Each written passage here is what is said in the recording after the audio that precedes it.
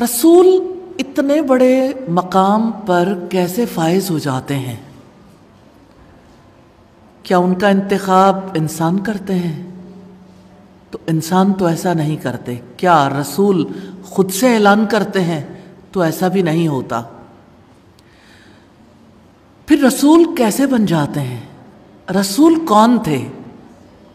ہم رسولوں پر ایمان رکھتے ہیں، لیکن جیسے ہمیں کہہ دیا گیا ہم بھی صرف رسالت پر ایمان کے الفاظ ہی بولتے ہیں، اس سے آگے کچھ کہہ نہیں پاتے۔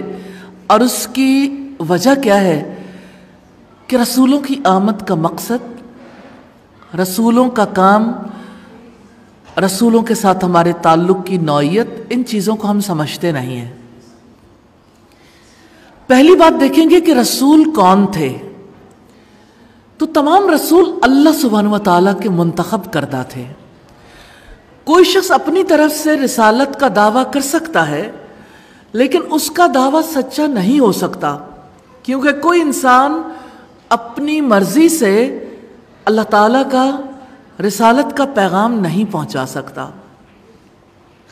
یہ اللہ تعالیٰ کا فیصلہ ہے، اللہ تعالیٰ جس سے چاہتا ہے کام لیتا ہے۔ رسول ہمارے محسن ہیں، تو سوال یہ پیدا ہوتا ہے ان کے احسانات کیا ہیں؟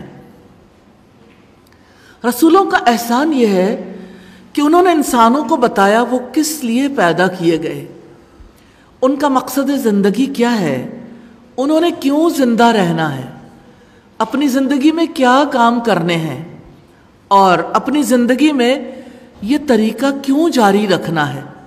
انبیاء نے یہ بتایا کہ زندگی صرف دنیا کی زندگی نہیں ہے، بلکہ اس کے بعد آنے والی ہمیشہ کی زندگی ہے، اور اس زندگی میں ہمیشہ کی زندگی کے لیے تیاری کرنی، یعنی یہ زندگی جو ہمیں ملی ہے، کسی کو کم، کسی کو زیادہ، کسی کو جوانی میں بلا لیا جاتا ہے، کسی کو بڑھاپے میں، کسی کو ارذل عمر تک موقع دیا جاتا ہے۔